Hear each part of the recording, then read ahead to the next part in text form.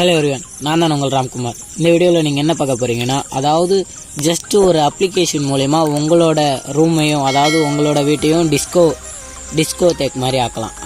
அது எப்படின்னு சொல்லிட்டு நான் இந்த வீடியோவில் சொல்ல வந்திருக்கேன். சரி, வாங்க வீடியோக்குள்ளே போகலாம். அதுக்கு பார்த்தீங்கன்னா ஃபஸ்ட்டு உங்களோட டெஸ்கிரிப்ஷனில் நான் ஒரு லிங்க் தந்திருக்கேன். அந்த லிங்க் மூலிமா போய்ட்டு டிஸ்கோ லைட்டுன்ற ஆப்பை இன்ஸ்டால் பண்ணிக்கிங்க. இன்ஸ்டால் பண்ணோடனே அந்த ஆப்போட இன்டர்ஃபேஸ் பார்த்தீங்கன்னா இப்படி தான் இருக்கும். நீங்கள் இந்த ஆப் இன்ஸ்டால் பண்ணோடனே உங்களுக்கு ஃபஸ்ட்டு எடுத்தோடனே இப்படி தான் காட்டும். இதை நீங்கள் என்ன பண்ணணுன்னா, அதாவது இந்த பச்சை கலர் பட்டன் இருக்குது பாருங்கள், அதை நீங்கள் கிளிக் பண்ணால் பேச அதாவது நீங்கள் பேச மைக் சிம்பிள் அதுக்கு தான் கொடுத்துருக்காங்க. நீங்கள் பேச அதில் வரும் ப்ளூ கலர் எல்லோ கலர் லைட்டுன்னு சொல்லிட்டு.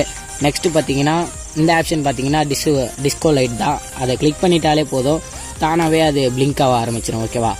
அடுத்து நெக்ஸ்ட்டு பார்த்தீங்கன்னா இது ஃப்ளாஷ் லைட்டு ஆட்டோமேட்டிக்கு, அதாவது ஃப்ரண்ட்டும் பேக்கும் சேர்ந்து ஃப்ளாஷ் அடிக்கும்.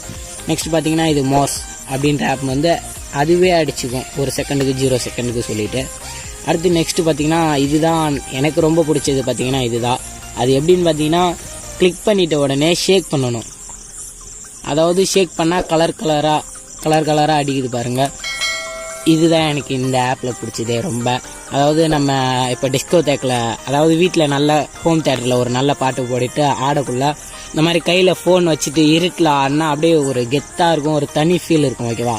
நெக்ஸ்ட் பார்த்தீங்கன்னா இது உங்களுக்கே தெரியும், போலீஸ் லைட்டு, இது எல்லாத்துக்கும் தெரியும். Okay, thanks for watch this video. இந்த வீடியோ உங்களுக்கு பிடிச்சிருந்தா லைக் பண்ணுங்கள், ஷேர் பண்ணுங்கள், உங்கள் நண்பர்களுக்கு முக்கியமாக நம்ம சேனலை பற்றி எடுத்து சொல்லுங்கள். ஓகே, நன்றி, வணக்கம்.